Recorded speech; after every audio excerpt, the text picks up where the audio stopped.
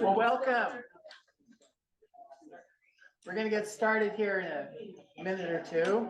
I'm the Reverend Dave Clements. I serve as the minister here, and I'd just like to welcome you to this training. And I want to tell you that, I arrived here in August, but I came from California, where we got organized, similar to the way Minneapolis has been organized.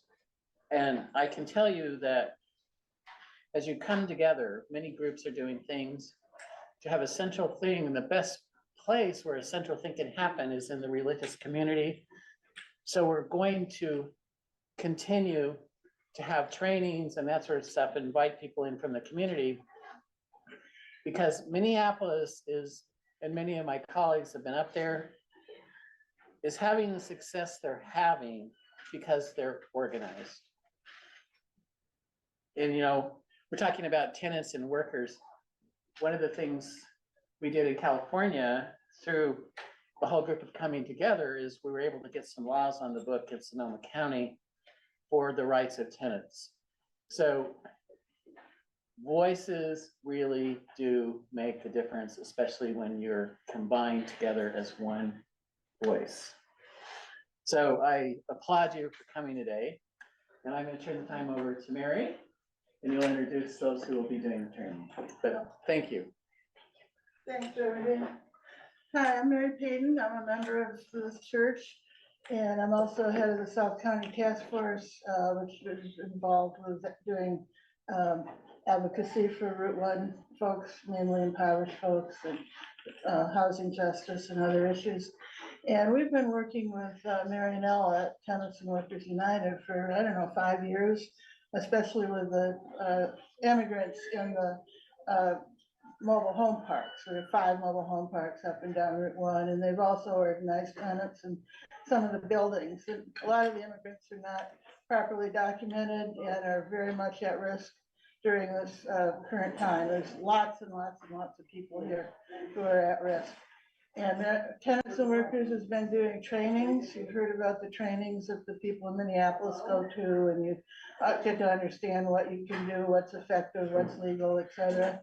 And so I've invited her to come here with our Social Justice Committee to see who's interested in participating in the training and perhaps helping to observe what ICE is doing and report things basically along the Route 1 corridor. So I'll introduce Marianela, and then we have 2 people here who are doing that work, and she'll introduce them, and they'll tell you exactly what they do and how we get trained, and you can decide if you want to take the training. So Marianela. Thank you, Mary.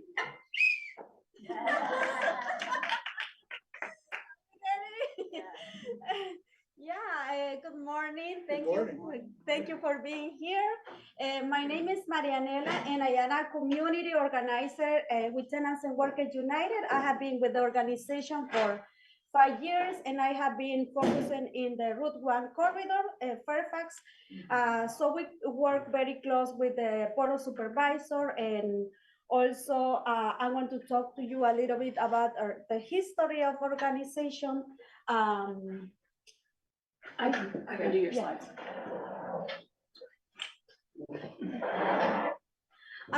So we are a nonprofit that have been in Alexandria City since 1986.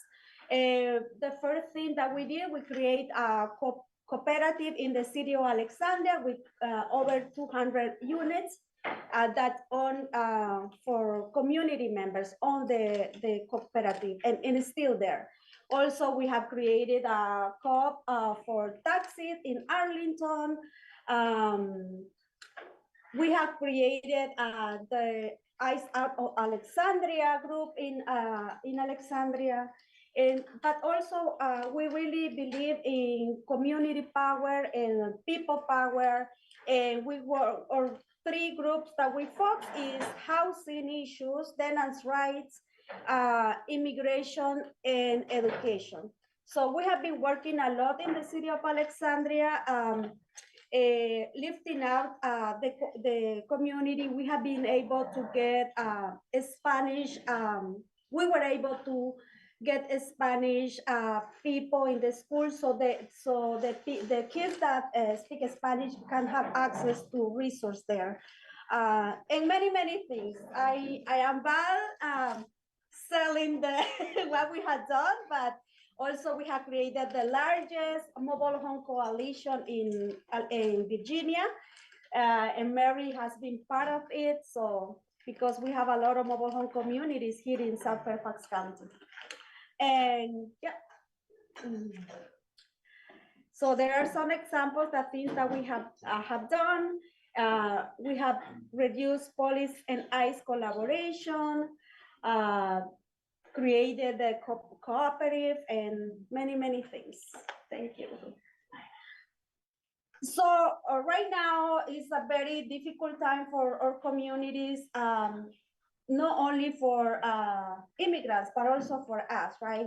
Because we all are community and we have to work for our own liberation. We think that this is not only about the immigrants, we are just like being the piñata in the party, but it's about our own liberation, our own showing the power, and they want us to keep quiet, right?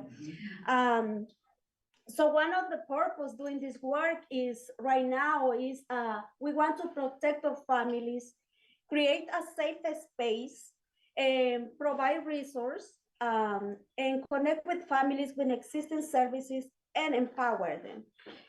We have been like, have been a lot of people kidnapped, and our group, Rapid Response Group, have been able to gather food, gather some supplies for the community that have been impacted. Also, just going to their families, wife going to visit them, they feel more supportive, that the community is there. So it has been a lot of help with the group. So what things we do is we offer once a month, we offer Know Your Rights families and business in the city of Alexandria. We have the rapid response training once a month. Also, we have a family emergency planning. Also, we through legal services, we also offer legal support for those people impacted, or people that's in the court too, and city and school. And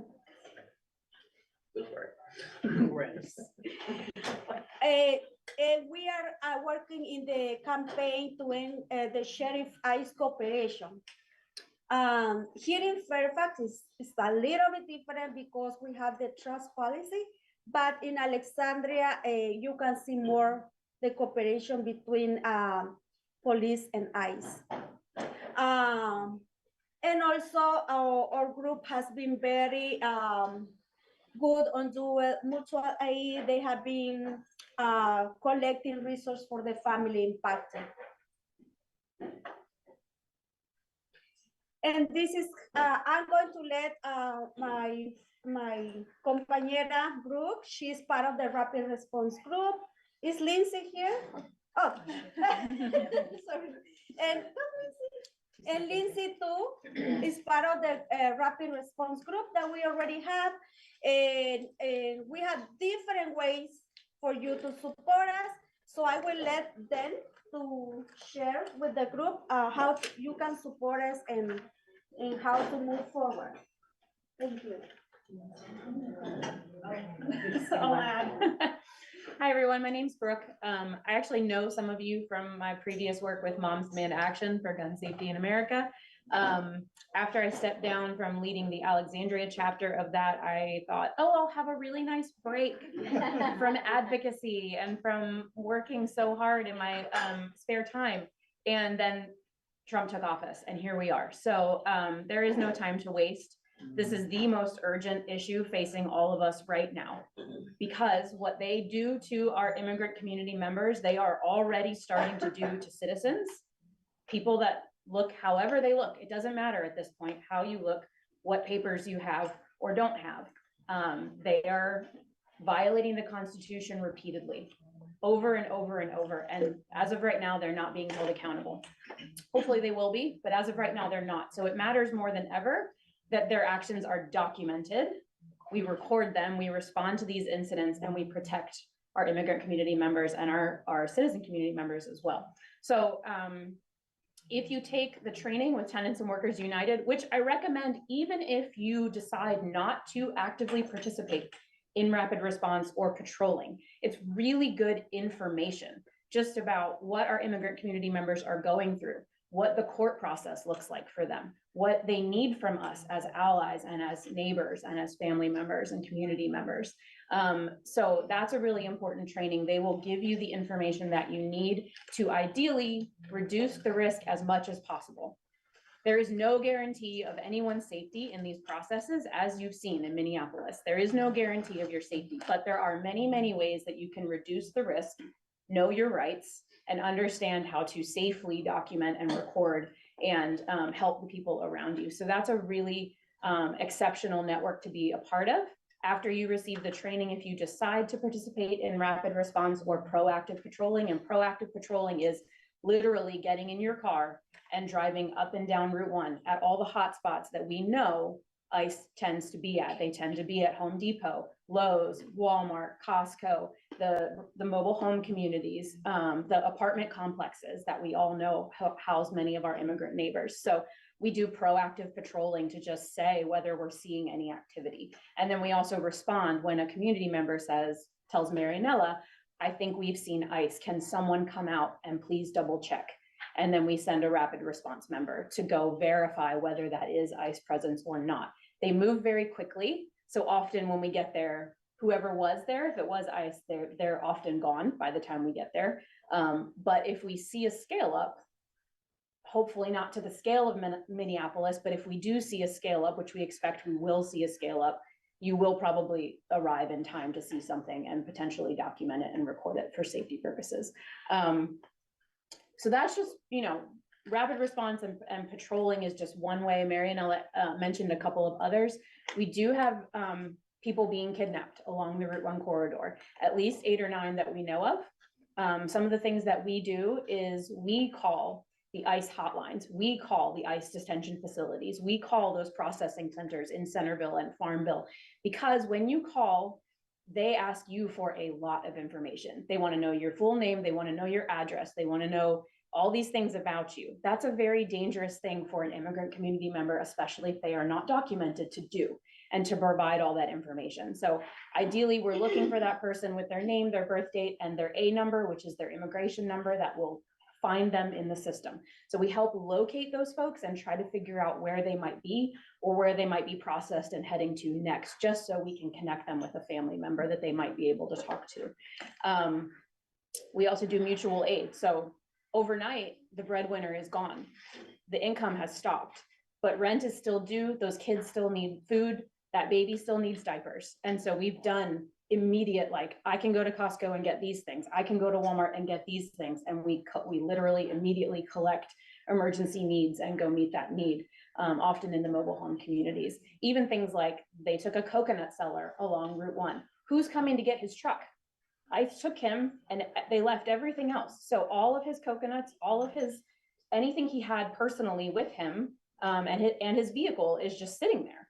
And so somebody needs to come, somebody needs to stay with the vehicle. Then we need to figure out who is that person, who are his family members or friends that we can contact to come get the vehicle, come get the coconuts. Even recording in progress. Just kind of the damage response if someone is taken. Is there anything else I'm missing that we do? Mutual aid, financial aid? So well, there's advocacy work. So we met with Buyer, Don Buyer. Sorry, I'm sick. Okay. Yeah. So we also do as much advocacy as we can with our local officials. We did have a meeting with Don Byer's office. That was really helpful. So they could kind of outline, here's what he as a congressman can and cannot do, ways that he can and cannot help, ways in which there are some situations in which his help is actually not helpful. You actually don't want a representative to get involved there. But we've also met with Dan Stork's office, and we reached out to other, local officials, Paul Krzyk, Senator Suravel, those folks, they are very aware of what's going on and the work that we are doing. So we're constantly kind of reaching out to them and advocating, and then just, of course, spreading the word in the community. the way this grows and the way we develop a robust rapid response network in this area that might parallel something like the incredible work that's happening in Minneapolis is what we're doing right here, right now. It's getting the word out, recruiting people, getting people to help in all different facets, so. And there's also court accompaniment. There is, particularly if you speak Spanish, it's super helpful. You don't have to, but there's a constant need for just going with people to their ICE check-ins. That's a very, very scary meeting for these folks now. They're going into USCIS appointments that they have to go to if they are following the immigration process, and just having someone to go along with them is helpful. Going with folks to court when they have court dates.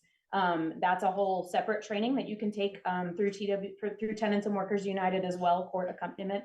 There was initially last summer when we took the training, there was more instances of ICE being actively at the immigration court in Annandale and being there kind of ready to grab people as soon as they walk out of the courthouse, like they're doing in many courthouses around the country.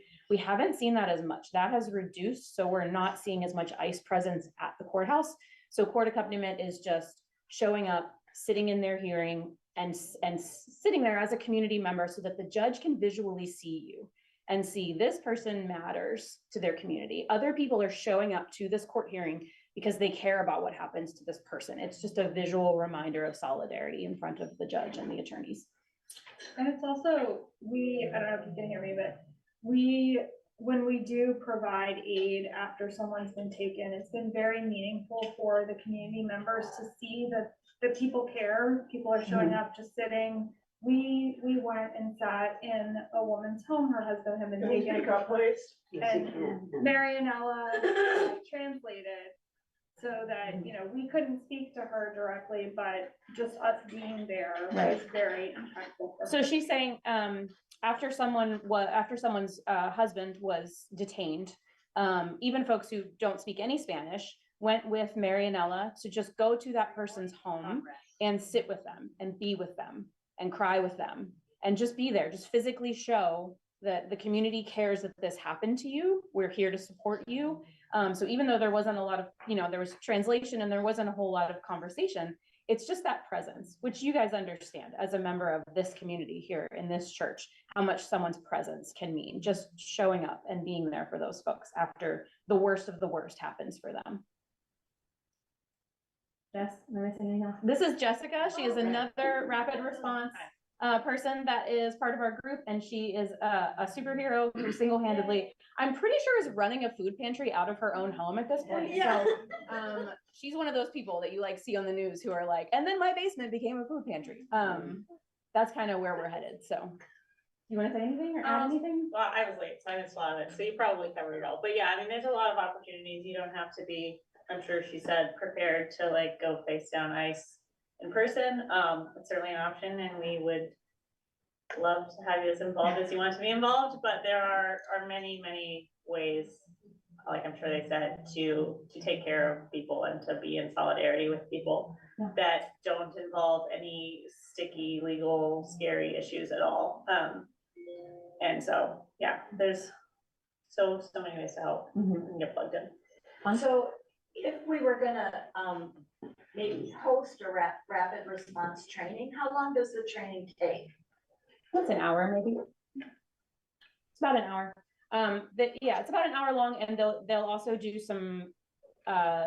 You'll get some firsthand input from community members on what it feels like for them, as well as they'll do some active role play situations you may encounter if you're recording ICE, something ICE may say to you, or just kind of role playing. What would you do in this situation, in this physical space? If they approach you, or what would you do? So it's a little bit hands-on, but it's not scary. It's just preparing you for what you may actually see or encounter. Just so you know, none of us have actually had any of these like really scary ICE encounters yet along the Route 1 corridor. So far, when they know that we are following them, they don't do anything. They've actually actively stopping. They'll just keep driving and just keep leading us on a wild goose chase, which is fine. I'm like, I've got all day, guys. If you just want to drive around Route 1, let's do it.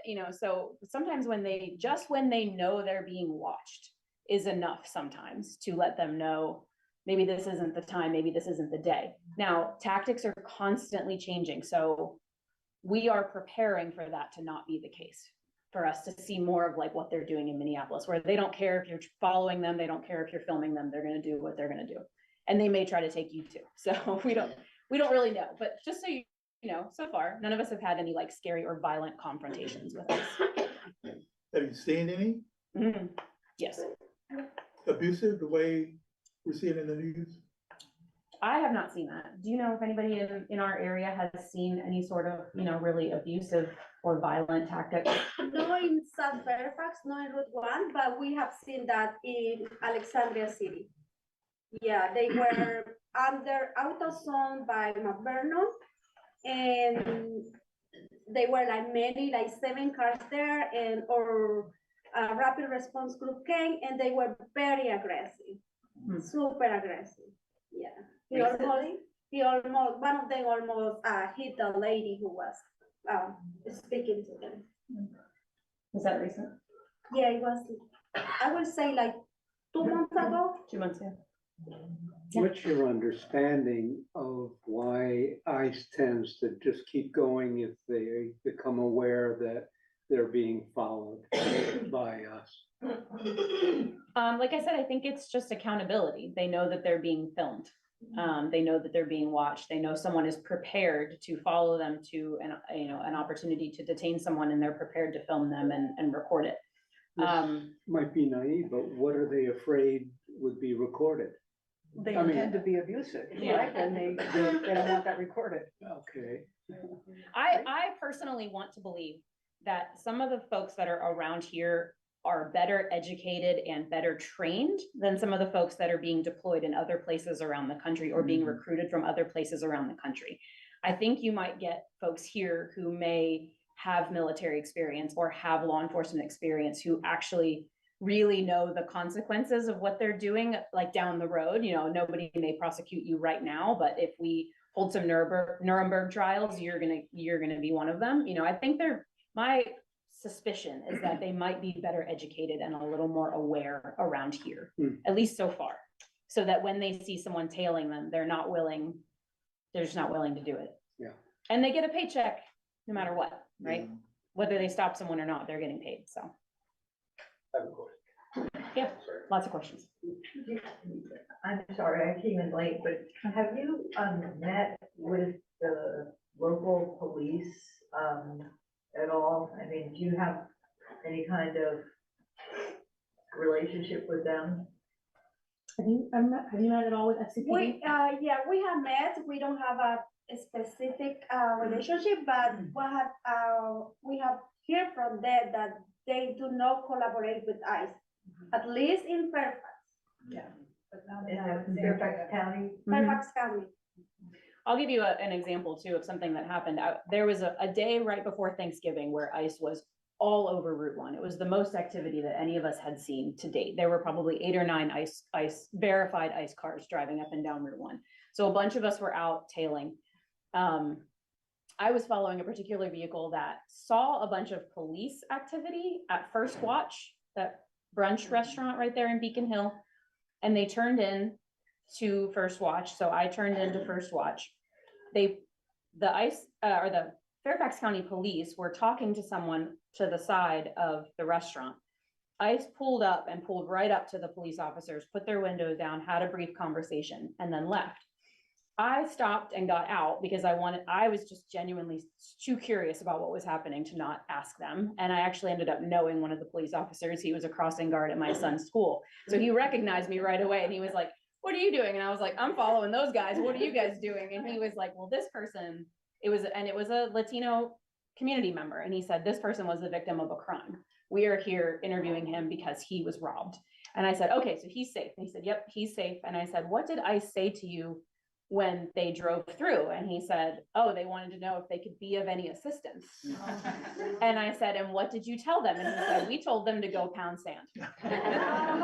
So there are some Fairfax County police who are they're hyper aware of what's happening, and they don't like it. It reflects poorly on them too, right? Because people are scared of them too. And then I suspect that, like any organization, they're not a monolith, and there are probably some Fairfax County police who are 100% okay with what's happening. So the police formally don't have collaboration with ICE in Fairfax County. If you call the police in a scenario, there's no guarantee what kind of officer you're going to get or what opinion that officer has of the situation. So in general, we're not big like call the police people. We would rather see community response, and we protect us. Do you have a presence at the big hop, you know, where the shelter that is supported by Vic and a number of churches? Because they, you know, a couple of years ago, there were ICE agents waiting for the people who spent the night in the shelter, and when they came out, they were arrested. They were detained. That happened during the first Trump administration. They're asking if you guys keep an eye out. We have two shelters, one down here on Fort Belvoir and one at, on Route 1 at, near the- Rising Hope. Rising. Oh, I work there. Near Lackey Boulevard. If you have questions about Rising Hope, I do work there. Oh, great. So we have not had any ICE presence. I want to say I did attend a human trafficking training a few weeks back, and I spoke to Sergeant Blake. I don't know if you know him, but he works in like the special crimes, like sort of human trafficking department. He did confirm directly to me, they are not officially working with ICE. Generally, they do not contact them for anything, including like human trafficking crimes. So generally, it's generally safe, but to echo what you said, I also wouldn't call the police first, just as a rule of thumb, because it's true, you don't necessarily know who you're gonna be talking to. But in terms of what we've heard from Kennedy, who we also partner with our hypothermia program, I haven't heard about ICE showing up to any of the shelters right now, and the guests are quite talkative, like they tell us stories all the time about what's going on, and I haven't heard anything about that recently. So doesn't seem like it's happening right now. Okay, so yeah, not right now. Do you know where we are on Abigail Spanberger's hopeful policy of not cooperating anywhere in Virginia with ICE? Can she enforce that? Hold on. Obviously, I've I'm hit the gathering my funny straight button. So, she undid our previous governor's, executive order that said that he was encouraging all sheriff's departments and police forces to cooperate and collaborate with ICE, and he wanted to encourage them to have what are called 287G agreements. She repealed that, but all that she repealed was the encouragement to do it. She didn't say you can't have a 287G. She didn't say if you have a 287G, you need to undo it. You need to cut it off. So far, we have not seen as strong of a stance from Abigail Spanberger as we would like on this issue. I'm not saying she's on the wrong side of the issue yet. We just haven't seen a super strong, and she did not really include this in her campaign work at all. She didn't really talk about this issue at all in her campaign. So that's disappointing. The other thing that has disappointed us is that they put Sheriff Sean Casey on the transition team for her administration. He is a known collaborator with ICE. There is an entire movement in the city of Alexandria to have him be honest and confront the issue that he is working with ICE, even though he lies to us and says that he's not. So it's concerning to us that he's on her transition team. But as of right now, we don't really know what her administration is going to do on this issue. So advocacy directly to the governor and to our legislators to push her and push them to say this needs to be top of your list right now. We can't act like this is not one of the most important issues. Do we know what she can do? I mean, could she order all over Virginia, no police cooperation with ICE? That's a good question. Do you know if she can do that? I mean, and think she could say it, whether it's gonna be enforceable. I mean, every single thing that is done in the immigration space, I think is gonna be tied up in courts back and forth forever. So I don't know in the end. And that will vary from county to county. Yeah. Sheriffs are elected officials, Right. so it'll be what that county wants in their sheriff. So she Yeah. probably can't. She order could it. certainly make a very strong, I mean, our prior governor would have ordered them to cooperate with ICE if he had yeah. anything remotely like the authority. Yeah, I don't know that she can order them not to, Yeah. but she can certainly take a much stronger, more public, more vocal stance on this issue. We would like to Somebody see may that. have some questions. If she ordered it, people can do what they want to do. Suing is the phraseology we hear quite often. Mhm. And what I understand, and I'm not don't quote me or anything like that, is that that's 287G, the way it's written is, it's up to you to make your decision. I am active in a group of protesters, very joyfully, and we do banner drops, you see the split bridges over 95, Route 95. And on a couple occasions, we've been approached by the state police as well as the locals.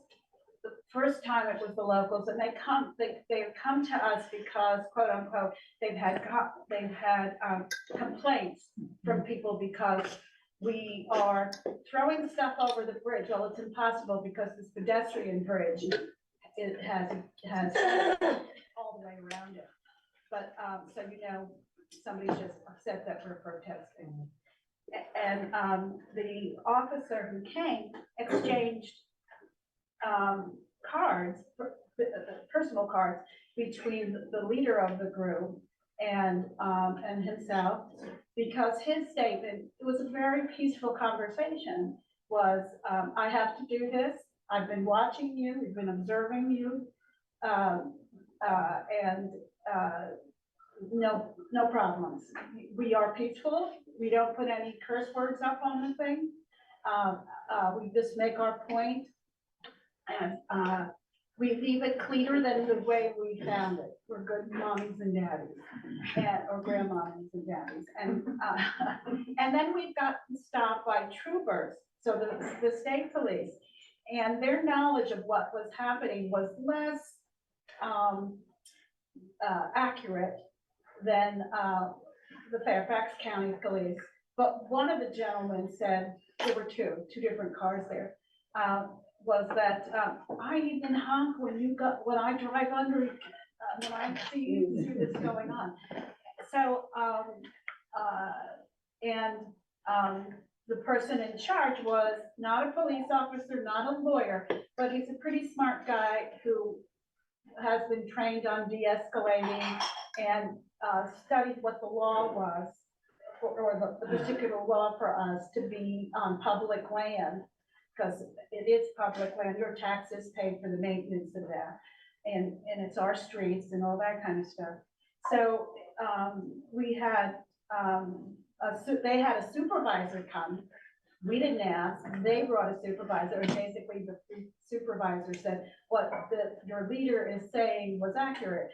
So we still go up on that bridge, and we do put our signs up and all that kind of stuff. So it's important you get you ask as many questions as you can, and that you do as many things you can to know what's going on. And I will say, speak up, stand up and speak out. No, I was just curious whether you all know if a lot of, you mentioned it a little bit, whether the ICE agents in Minneapolis, and maybe someone here does, are local to that area. I'm assuming they're not. I don't think so. They're not, some have Texas flags on their outside of their vests. Yeah, that's what, I'm thinking that when they plan that, they know who they have in their employee roll, and they chose the ones that went. Could you repeat that? just going by what they were saying on the difference in behavior of ICE agents in this area versus what we've all seen on TV in Minneapolis, I think it's highly suggestive that they know exactly who they have as their employees, and they're choosing the ones that they're sending for these, not so much immigration raids as intimidation raids, and it's intentional. And I agree that it will come to our area. We have a Democratic governor. It's eventually gonna come here. Because it has nothing really to do with immigration. And it's more about suppressing The vote. suppressing the vote, suppressing states that are standing up for state sovereignty. I fully envision that come November, we are going to need people like us massively attending polling places in force. Yeah. I fully believe that we will see ICE agents at polling places in November. How do you know when they're driving? Because I think I actually saw you guys up at Lowe's on that occasion. Yeah. Because I stopped and asked the police. They're kind of changing all the time, but in general, what you're looking for are SUVs or large pickup trucks, dark tint. Plates are, it doesn't have to be an out-of-state plate. Out-of-state is usually helpful. I also have told people what I've noticed is you will rarely see ICE vehicles with any sort of frame around their license plate. You're not gonna see a Ted Britt auto around their license plate, right? They're not gonna advertise where they got the car from. The car is often a rental. So you're not usually gonna see any sort of like personalization like that is pretty rare. They are saying what they're doing in Minneapolis is they are trying to personalize the vehicles. They're putting trash, they're putting stuffed animals, they're putting food like up on their dashboard. So it looks like a family car, right? But it's not, it's a nice vehicle. So we haven't seen that quite yet, but SUVs, trucks, dark tint. Like new trucks? Blank plates. Everything's fair. Most of it's rentals. So most of it is gonna be later models. It's not gonna be old vehicles, but we have seen a few that are not new. I've followed a couple of SUVs that are, 2015, 2016. Your average looking SUV. And then I tailed a vehicle that was 100% branded as ICE. It literally said ICE on the side. It said protecting the homeland on the back. I mean, they have vehicles like that too. You just don't see them very We often. also, over in, where was it, Woodbridge, they had border patrol, there were a bunch of border patrol. Border Patrol can sometimes be out too. We haven't seen that as much. Occasionally you'll see the unmarks, and then you'll also see them with Department of Homeland Security officially marked. Those are usually white vehicles that have a blue or a green diagonal paint stripe that go across them, and it'll say Department of Homeland Security on it. Those are their branded vehicles. You don't see those quite as often, but they're around. Jess followed one. Why on earth is border control here? We're a long way from a border. Yeah. Why are they in Minneapolis? So how do you know that this truck that has, stuffed animals and the dice hanging is ICE? They're following them and figuring it out. They're watching where they're going and knowing that they're not a regular family vehicle, They're in Minneapolis. We haven't seen that yet, but they have seen that in Minneapolis, yeah. But how do you know the people that you're following here are ICE? They see us very quickly. And by their driving behavior, you can tell they know that we know that they're ICE. Usually you're just, you suspect it, you start to follow them, and then they start to pull over. They start to dramatically slow down. They start to change lanes. They start to pull into 7-Elevens and park in a space and wait for you to do the same thing. And then they back out real fast and try to lose you. They try to lose you. They try evasive maneuvers to lose you. Or in several cases, I mean, we've come upon their staging area. So you'll see Right. all of their trunks popped up and all their tactical stuff. They and have they're been loading stunts, staging and then at they take the- off, so that makes it easy. They've been staging at the South County Government Center in the parking lot in the mornings, because that is protected public property. And we've talked to local electeds about that. Can you do anything about that? And the answer has been no. It's government property. They are legally allowed to stage up in the government. They haven't done it at Sherwood, because it's also the police. I think they haven't done it there because it's also like the police headquarters. So I don't think they want to do that, but they've been staging at the South County Government Center early in the mornings and then starting. Where out. is that? Down Route 1, at the intersection of Route 1 and Mohawk. Also been like ReWorld on like Mhm. Eisenhower or whatever. Past Costco, Like, past but it's in a fence Aldi. and you can't get into it. But they also stage one place and they go very far away sometimes, so it's Yeah. not like, you can always just say, oh, there they are, they're gonna go down the street, like. I followed them from Eisenhower ReWorld up to Clinico, Maryland or whatever, like. Whoa. It didn't, it's not, doesn't always make sense, and also like Brooke said, like sometimes just following them, like. When they're staging at the government center, I highly doubt that their plan was to all three go to their hotel in Potomac Yards, but that is where they went. So, So they did a really good job that day. They made it from their staging to their hotel, and that's about as far as they made it. Yeah. I'm sorry, she was. Oh, I don't know who was first. Yeah. Sorry. How many members do you have now in your emergency response team? And are you solo in your car as you're trying to follow them, or what happened? We're usually solo. How many people do you think? There are like, so far like 22, 25, this week we had another training and there were like 5 people that signed up for South Fairfax, so we might have 25, We have very few Not enough. who are actively patrolling though, so Yeah. we could definitely use help with just patrolling. Yeah. As somebody asked about, are we monitoring like the shelters, and like, we would like to be able to do that, but there's just not. Yeah, There's not us. enough of us. to The do drought that one yet. is long. Mhm. I was going to ask a related question about solo, and I guess, for what it's worth, it would be nice if you always have at least 2 people in the car, it seems. A lot of us are like, we're moms, we're out driving around when, we're the only one at home, and so we're going out after we drop our kids off at school, and responding often in the mornings when we're the only one at home. Yes, that would be nice.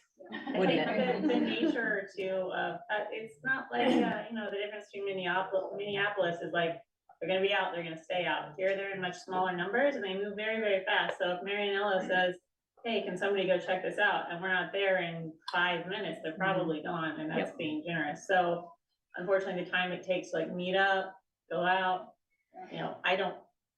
But that would be great for patrolling. If you and a friend want to get in the same car and you're gonna you text and say, in the signal group and say, hey, we're gonna do the Route 1 starting at 7 a.m. We're gonna start at the South County Government Center, and we're gonna go all the way up to, Old Town and come back, that's great. Take somebody with you and do patrolling together for sure. Rapid responses truly has to be rapid because they move very quickly. So if you're here with a partner and you're both at home and you're both like, let's go, that's wonderful, by all means.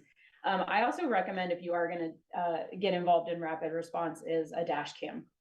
I never anticipated being like, my husband's like, what do you want for Christmas? And I was like, a dash cam. But you can't, there are laws about filming and driving. So you also don't want anybody getting you on filming and driving if you can avoid it. So if you already have a dash cam or you're able to get one, that's a better way to be actively recording while you're patrolling or while you're tailing ice. It would also, just to add, it would be great to have people who could go out early in the morning. Early in the morning is the best, yeah. Yep. That one are usually out. Yeah, that's when they're usually out, is early in the morning. Yep. What time is that, like 6, 7? Yeah. Between 6 and 8 at the latest, but usually. Was it 5:30 in the city? In So the it's city? just like, Yeah, sometimes it's real early. So if you're an early bird, join us. And you don't have kids to get ready for school. Yeah. I was trying to ask earlier, is there anything useful to be done about the detention center in Centerville in terms of advocacy or policing it, or is there anything that we could be doing with that? You mean the ice processing Yes. facility in Centerville? Do you have any? I don't know. That's why we are here, because we want to grow the group, and those who don't want to do patrolling, they can do other things. So that's why we want everybody who has the skills to do things are welcome. And the reason we're here, because many of you might know that there is ice in the streets. Yesterday, they took 3 community members from the city of Alexandria. They are going every day. And we might know, you might not know, but that's why we're here, because this group have seen, they have been patrolling and they have seen ICE there. So some people is not aware, and we want to do this issue aware. I see Carla, we have a community member here, and they have seen ICE. They have been in their communities here in South Fairfax. This is a real issue. So we have to be ready. We don't want Right, the same thing in Minnesota. We have to prepare agreed, before this escalates. agreed. So could people from South County also patrol Alexandria? Do they need more watchers up there? They have way more than we do, I would Okay. say, like way more than we do. Okay. They are pretty well staffed. Yeah. Okay. There have been a couple of times, like when it's on the west end that I've gone, because a lot of them are like more toward Orlandria, but I mean, compared to us, they're carried. They have 3 to 4 sufficiently times covered. as many volunteers as we do right now, so, Yeah. yeah. Okay, great. You pick, I'm overwhelmed. Do you know of many people who have gone to Centerville and just stood there with signs, you know, just stood there from our community? We did, I did that with Heard and Friends. It was a couple months ago. We just stood there with signs and sang and prayed. And everybody was okay, pretty much. Good, yeah, good. That's terrible. Yeah, that 100%. If you want to go to the Centerville processing facility and just have a presence there and have a sign that says, we know this is wrong and we're bearing witness to it. We're bearing witness to how wrong it is. and- Especially as older ones. Hmm? You know, they might be less inclined to hit us. Don't count on it. Yeah. You have a question? Yeah, I just wanted to say that, it would be really good to have, a presence at, you know, any place outside of a big hop or a homeless shelter, because there was a story on the front page of the New York Times about, now this was a couple of years ago, about how ICE agents detained some of the homeless who were coming out, you know, to go to work and whatnot. So, and also, I was just wondering, can you, if you do this, can you be detained yourself, like for obstruction of justice or something like that? I mean, has that ever happened? Have you ever had a company or detained? Not here, but that's for sure. Yeah, that's part of the training. That's part of the reason you would want to take the Tenants and Workers United training. They would make clear to you, here is what is obstruction. Here's what you really don't want to be doing. And here's what, you know, if you're not willing to get arrested, here's what you don't really want to do. And here's what you, by your constitutional rights, can do. You can record them. You can record them from a distance. You know, you're not trying to, most people are not trying to physically place themselves between the agent and the person that they are trying to detain. Some people are willing to do that. That's up to you. But the point of the Tenants and Workers United training is to make very clear those, here's what you are protected by the Constitution in doing. We wouldn't be here if the Constitution was followed. Are the patrols up in more northern than down here? I'm thinking of Falls Church 2041. The actual Haley's Crossroad area. Do you know what's being organized up there? That's not our group. There are other groups, but we're not connected to them. Okay. Yeah, so, Do you guys share information between the other groups so that there's better communication to see how things move within Northern Virginia? Yeah, like, for example, we have this in South Fairfax and we have in Alexandria, and we share information. But also we have this campaign since the last Trump administration. We started with ICE out of Alexandria that is formed from different groups in the city, Arlington, Alexandria, and yeah. So there is a lot of people involved. Do you have a contact for somebody in the Bailey's Crossroad area? That happens to be close around. I do not, but probably. We could find somebody, I'm sure. Yeah, that's what I Wait, do. you might know. Sorry, you may have said this. Do you all collaborate with La Colectiva at all? Who? La La Colectiva. Colectiva? Sorry, my accent's terrible. We have been doing some work together sometimes. We have some collaboration, but not like directly, yeah. Okay, I was just gonna comment, they have a lot of farm bill actions on their website, like, if people are wondering. You said farm bill actions? Yeah, the detention center there. Right, yeah. What kind of actions do they? They have specific, like a script and folks to contact about like, solving the ICE contract and particular people at risk of deportation, so a lot of different. Okay. actions you can take. Okay, so for those of you who couldn't hear, she was saying La Colectiva, which is another advocacy organization, is doing more advocacy around the Farmville Detention Center. So if you want to get involved in They are in Arlington. Farmville? No, La Colectiva. Oh, La Colectiva, see, they're in Arlington, but they're doing more tangible advocacy around the Farmville Detention Center. Do you have any connection to Indivisible? We do personally, have you guys? Yeah. You do, Yeah. yeah, well, there was. We do have people in the campaign out of Alexandria, people that belongs to Indivisible.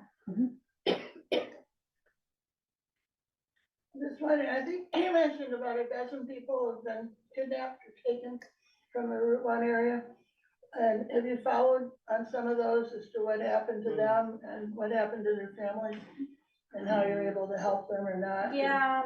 Yeah, there have been many people kidnapped in the Route 1 corridor, and we have been able to connect with the impacted people. Most of them have been deported right away, like 3 days after they have been arrested.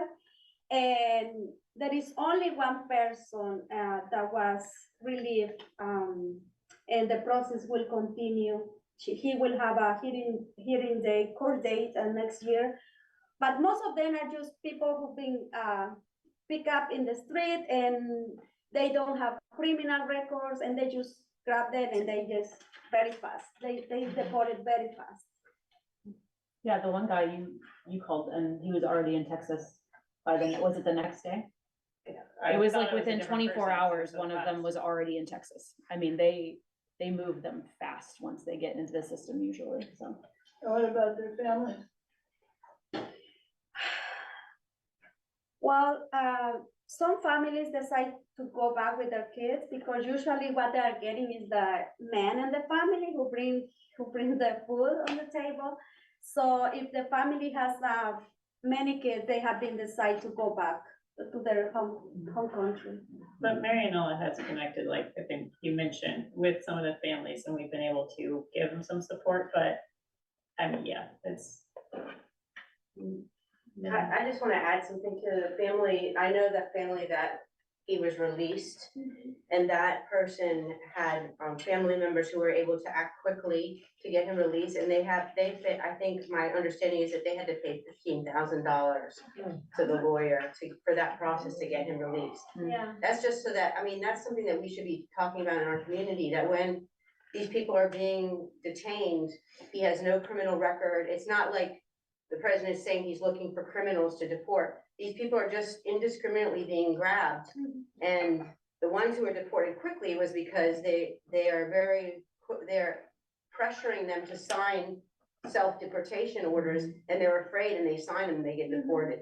The one who was not refused to sign it because he had been at some of the clinics that we have and had learned, don't sign anything. And then his family was able to move and borrow money and get money to be able to pay $15,000 to get him released, although he's not, I mean, he still has court dates, he might still be deported, but that's the cost it is to the families. That's a lot of money. Yeah.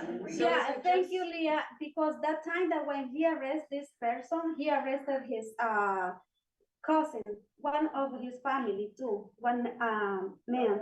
But what they told me is that the other guy, he just signed the paper because he didn't have the money to pay for the lawyer. 15,000 was too much for him. He couldn't borrow money. He couldn't. So both of them were arrested, but only one was released. But as Leah said, it's a lot of money. I'm sure you have lists of attorneys that are sliding scale and that type of thing. immigration lawyers. We have lots of lists of lawyers and organizations that provide services, but they're overwhelmed. Yeah. First of all, second of all, 15,000 is a good price. It's on the lower end of what people have to pay. So, and the person that they detain indiscriminately and that happens to already be in a process of immigration, that they may already have been paying for years to a lawyer to get their documentation. And they get deported, they lose all that money that they've already been paying. So it's just, there's just so much injustice all the way through around in so many different ways. Is there a fund of, can you donate to a fund that? I've been trying to figure that out for a long time. There is no fund that I know of that people can donate to for that, because if you think about 15,000 times how many in the Route 1 corridor, it's seemingly, impossible to come up with a fund, and then how do you distribute it, and how do you, there's so many. Yeah, we've been talking about this among the people who work in this area. And there is a way to set up legally a fund that people could donate to, but then how would the mechanics of it work in terms of distributing it? We don't have the person power. Leah does this at Good Shepherd Church. She helps families from that church, Hispanic families who need food or heat or whatever. And there's a lot of that happens on Route 1, but none of the nonprofits really want to touch working with the people who are deported, because they take federal money for grants and they don't want to. Yeah, so it's very complicated. If someone is interested in working on that, we'd love to have some other. How many attorneys would you need if you had full-time attorneys dedicated to this? I mean, there are a lot of groups that do that work. Okay. Less of a mutual aid thing where you are donating directly to a particular compa who is detained. But I mean, Amika does DC, Maryland, Virginia, National Immigration Justice, I don't remember that. There's a bunch of legal groups. I think, and I mean, that shows you like how much infrastructure remains to be built around this issue. I think the reason that we're here and that the most urgent thing is, if nobody's there, if nobody documents it, if nobody says, ¿Cómo se llama? What is your name? ¿Cuándo es tu cumpleaños? When were you born? If you can't get that information out of the person that they are detaining, their family has no idea where they are, when they were taken, where they might go. So that is the first step in making sure these people don't just disappear into a very violent, horrific system. So that's what we're trying to build right now, is like, this is step one, is like, let's make sure it's documented and people know that these people have been taken.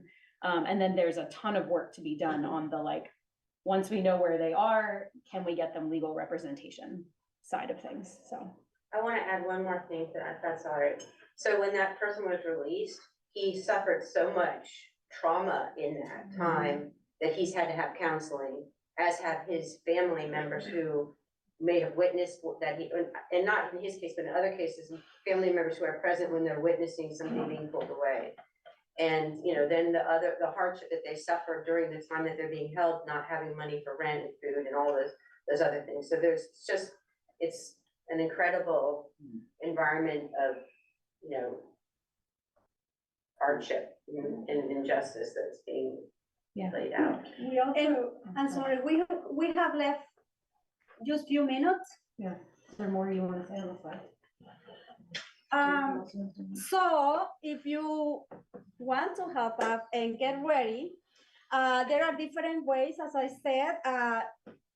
Did you sign up the papers? If you haven't signed that. It's on the table back here. Okay, and we will contact you. And there is so many ways you can help. One is like taking the training with us. We had to go, you had to take we do a vetting process to be part of the rapid response training, because we want to know who is in that group. Absolutely. But there is also other ways to help out. Like you can be part of the solidarity group of these amazing ladies, and then you can help bringing food to the communities impacted. You can do a lot of more things, but if you want to take the training and if you want to be part of the rapid response group, or after if you take the training, you don't feel like, it's okay. If you feel like that's too dangerous for you, it's okay. Is there training for community patrolling too? Yes, yes. Part of it. Is that the same website? Also, Yeah. workers. Yeah, so what I'm gonna do, everybody who signed up there, I'm going to contact you and I will send you the link to take the vetting process. After that, we will contact you and send you the dates for the training. After you take the training, you can decide if you want to be a patrolling in the area or if you want to support the community in other ways. There was a lot of it. Is there any other slides that you want to show? Or is that Oh, it? yeah, I think there is another. If, I don't know. Oh, so there's also, you know, Marianela is going to take all of that information. For right now, we've just set up this basic Gmail that, you know, if you are wanting to donate or wanting to find, you know, immediate need right now, while you go through the vetting and training process, you know, there are plenty of needs as far as, you know, what up and down the Route 1 community and folks who need things. So feel free to email iceoutoffairfax@gmail.com. Yeah. Just as a government employee who works for a different agency than DHS, what does the vetting process look like? Am I gonna be disbarred from going because I have to figure? No, I don't think so. Jess, you know a little bit more about the vetting. No, I mean, mostly they like check your voting record and they like pull you up on the voter registration. They check your social media and see if you're supporting a lot of things that don't align with what we say, you know, basic things like that. I think if you're doing like really direct work with like kids and stuff, they do more intensive, like a background check and everything. But no, I know for some of the groups, they don't, or they at least question you if you have like a law enforcement background, but not a general government background. I was gonna also add that after the man who was selling coconuts was taken, and we responded and just kind of stood by his truck to protect his things until we could figure out who he was, because no one knew who he was. We held a vigil in that location to raise awareness, and we had some faith leaders there to speak. The man that she was talking about, who was released, he spoke as well. And things like that, you know, take work. So that's something that can also be helpful that you could participate in. And we had Dan Stork was there. So just kind of helping with, you know, arranging those things can be helpful too. I mean, I think like Brooke said, like there are a million things that exist or that don't exist yet that need to exist, but for us, like it's a very hyper local effort and we have to be like not singularly focused, but extremely focused on just keeping people out of detention. Because even if you have all of their information, if someone is there to report it, it can be hard enough to find somebody in detention. I mean, it's very, very difficult. So our goal is to keep as single person out. If we chase ICE all day and we keep one person from getting picked up, like that's the most tangibly like helpful thing that we can do right now. So, well, we did lots of Q&A. So if you want to.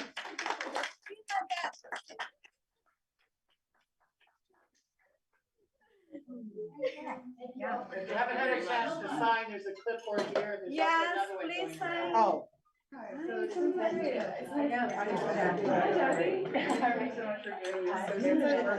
Jackie.